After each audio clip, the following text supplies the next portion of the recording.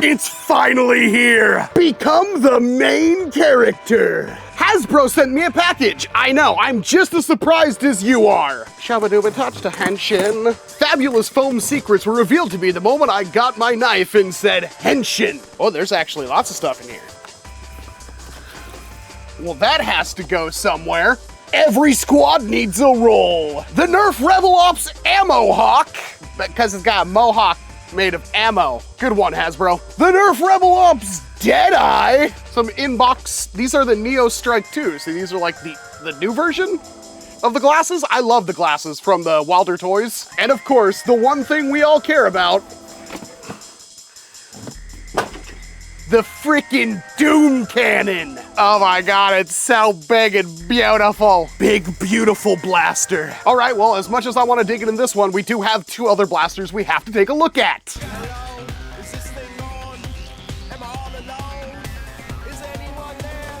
That's right, NERF Elite is back for better and, well, worse. But this Ammohawk does come with 20 NERF Elite darts. Ultimate ability, Dart Shield. Which is a really cool idea from Hasbro because shields are usually kind of frowned upon in the NERF ecosystem, but this is a shield made of ammo and it's a little pistol blaster, so you could maybe actually get this to fly at your local games if you wanted to use a shield. Also look out for the Dead Eye, the Doom Cannon, and what looks to be the NERF Mega Thunderhawk. And there's also a secret character locked right there that looks like a cowboy. Did they steal the X-Shot method of like holding in the blasters? They totally did! It's got the little like twisty things. Does this thing say what the prices are?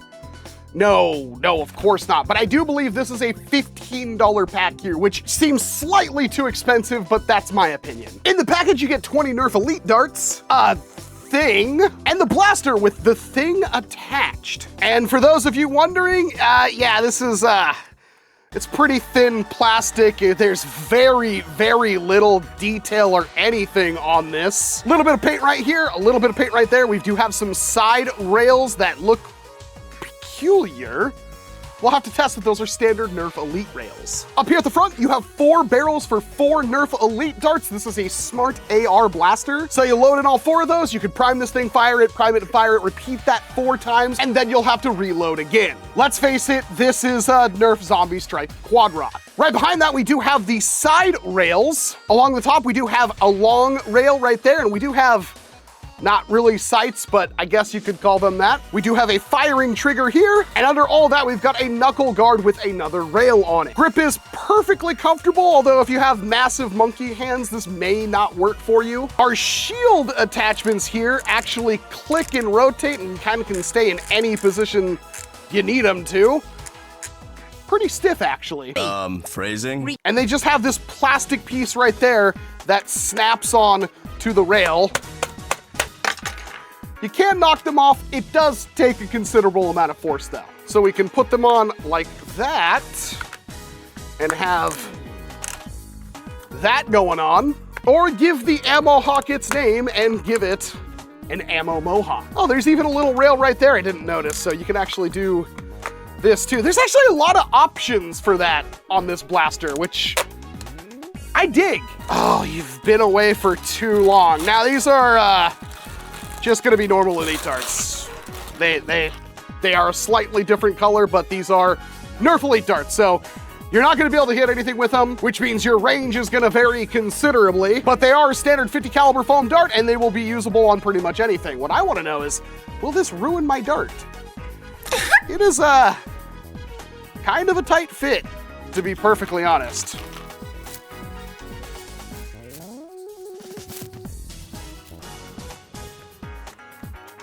There's our shield setup, and yeah, those aren't gonna come off very easily, but you can, of course, remove them to reload your blaster. It's a very loose fit on those barrels. Let's see what the prime is like. A little bit harder than I expected it to be. I do love the Quadrot, so I do really like this idea. And if you want to put them on the other way, And a fun little game mechanic is, as you fire your darts, you run out of shield. But it'd be really easy to see how something like this could be useful, honestly. There's a lot you could do with that if it's allowed in your game to actually function as a shield. I might have to explore what a like pro blaster will do to these darts though. That'll be fun to see. I need a bigger gun. Help if you can. Please wake me up. Up next is the Dead Eye. I believe this one runs you about $25 US. And it's packaged pretty normally for a Hasbro blaster. The Dead Eye's special ability is that it has 3 different modes you can choose between: distance, damage, and defense. Also look for Doom Cannon Ammohawk, a Stampede, and the Doomlands The Judge. I honestly wonder if they're gonna actually release these blasters in this line, and if so, why The Judge? It was cool, but it's expensive and pretty awful. In the package, you get 24 darts, this time not plastic-free, a transforming stock, and the blaster itself, which includes the scope on the top, but the scope is also a barrel attachment. Standard Nerf N-Strike muzzle attachment point, and a standard Nerf tactical stock attachment point. It's also pump action, because of course it's pump action. Let's just slap our stock on there. Like the pull's okay, it's not bad. It's atrociously bad ergo stock though. It works, but lots of sharp edges. It's okay. The scope, as you can tell from the fact that it's meant to also be a muzzle attachment, has literally nothing. No crosshair, no nothing. Yeah, but we can take it and make our obnoxiously long barrel even longer. And look at this in its, I assume, damage or distance mode. Which one is this? This one is distance. Take that off and somehow this increases our damage. And then if we put that back on and we take our stock, flip it around, we can somehow flip that around to work as a kind of shield. Actually, you might want to go that way. Now we gotta load up with darts, although really, it is a shield already. You don't need to add the darts for this one. And now we just front load our 8-shot turret. The shield doesn't really do a great job of staying open. Unfortunately, it's also a little wobbly.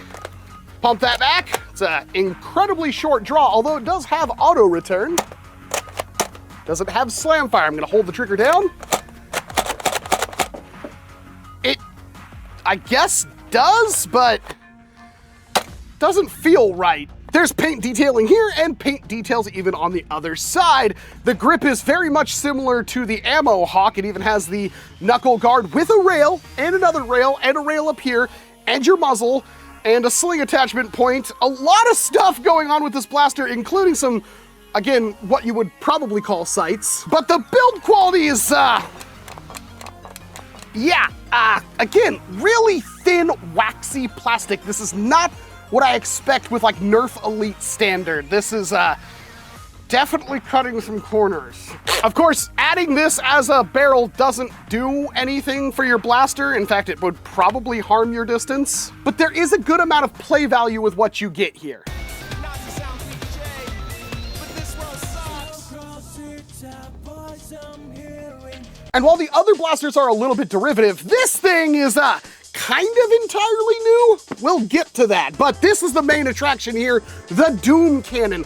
Running you, I believe, $40 US. It might be up to 50. The prices have kind of changed since these were initially revealed. But if you aren't excited yet, this is a big frick off shell-fed shotgun that comes with 60 darts. And it holds all of those on the blaster at once. Ultimate ability, you can reload it. 3 darts per trigger pull. That's awesome. This is one of those blasters I know is gonna be a little bit underpowered, but it doesn't really matter because it's gonna be awesome either way. And it does show, look out for the Judge. Again, that's also weird because this is better than the Nerf Doomlands Judge in every way while filling the same slot. These silhouettes kind of tell me they're nothing. They're probably just there as filler, but then why would they pick that specific blaster? I'm really confused about that. Also, this packaging is butt. I do not like the way this thing is packaged at all. At the bottom here is where all of our darts are stored.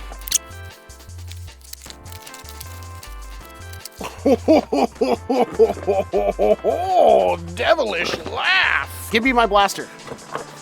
Thank you. You know, it's weird. I really expected these to be bigger. Phrasing. This is smaller than a cyclone shock cylinder. And funny enough, that's an N-Strike stock attachment point. This is an N-Strike stock.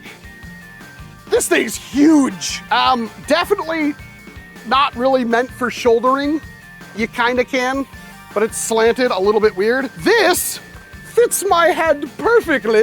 Thank you, Hasbro. Although if you have Donkey Kong sized hands, I don't think that's gonna work well for you. And how do I, oh.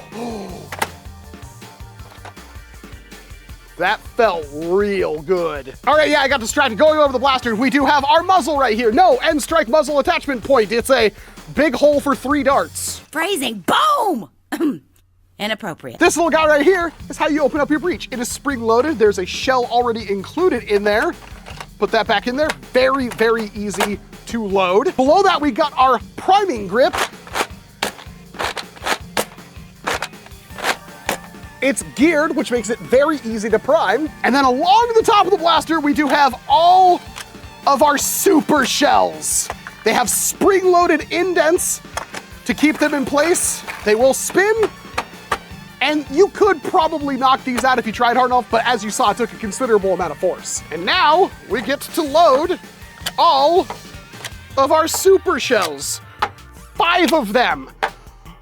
And just like the other blasters, there is beautiful paint detailing on both sides, although the plastic is a little bit thicker, actually a lot thicker in pretty much every place than the previous blasters. It's still that waxy, weird stuff. Oh yes, E1M1 in my brain right now. Yeah, they're not coming out very hard, but they go far enough. Hold down the trigger. I gotta do a whole cylinder of that. That's just way too good. Put that back and put you in there. Close that, hold down trigger. That was 12 darts.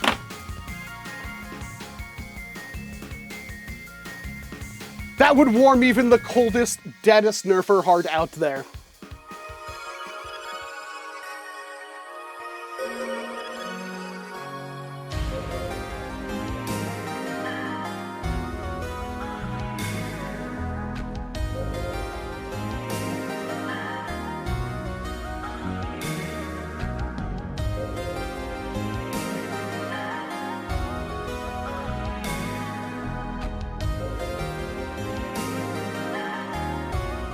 Chronographing the Ammohawk, spoiler, it's gonna be 60 to 70 feet per second velocities if we're lucky. 69, giggity goo. 70, 66, 58, about what you'd expect, but that's also a good thing because you know exactly what you're getting here. Dead Eye, spoilers, also gonna be about 60 to 70 feet per second velocities. 64, 66, 52, why did that dart come out sideways? 54, not much of a sniper rifle if the pistol outperforms it. Now it's time for the moment you've all been waiting for. The Doom Cannon. 52, that's with 3 darts, mind you. 53, 50, 53. That's pretty respectable for a 3-dart stock shotgun from Hasbro. All right, I'm not even gonna measure this. It's stock Nerf, but let's just see. The commanding rates, that's honestly not that bad, but the problem with Elite darts is that they're so inaccurate.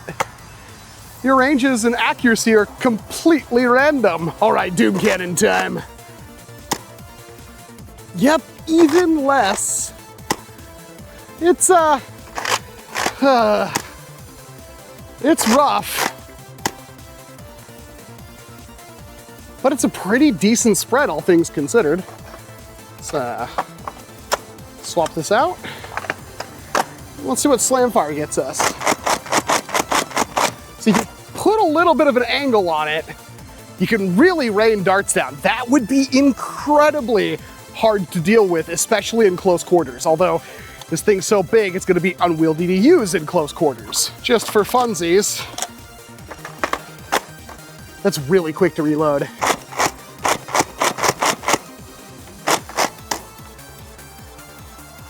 That's pretty good. Again, for stock, I know we can do better, but stock, I'm happy. All right, we gotta test this thing. Make sure we put on our long range barrel.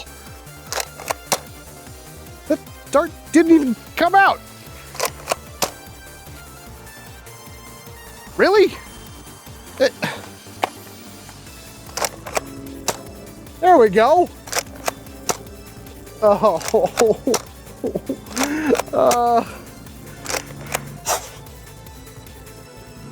I'm just gonna say it. As the flying lawnmower goes up ahead, this is not great. Unsurprisingly, I have some feelings and criticisms. Starting with the Ammohawk. This blaster is fine. It's a 3 out of 5, 2 out of 5, 2.5 out of 5, I'd say.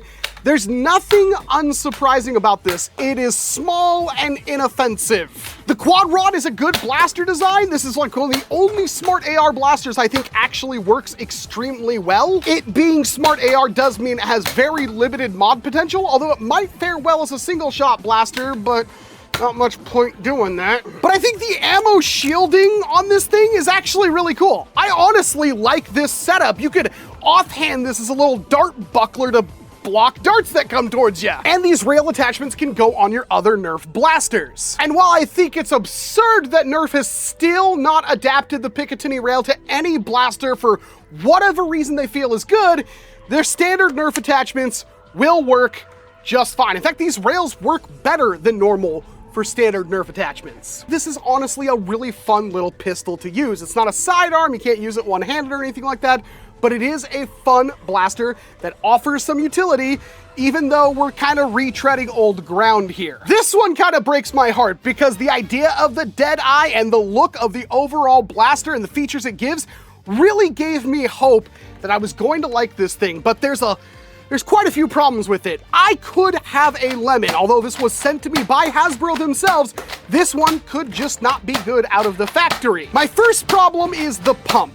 That draw is so small, and that linkage, I don't actually even really know where the linkage goes, but it's not only like really short and awkward, it has like a weird spongy stop in the back of it that feels awful. The overall quality of this blaster is probably the worst of the three. It feels way under what any of their competitors are currently doing right now, which is a huge shame. It just doesn't feel quality or good in the hands whatsoever. The attachments, the scope, I guess would somewhat work, but I'm sure you noticed this. As I was using this blaster consistently, I had darts, even without using the scope attachment, I had darts that failed to clear the barrel.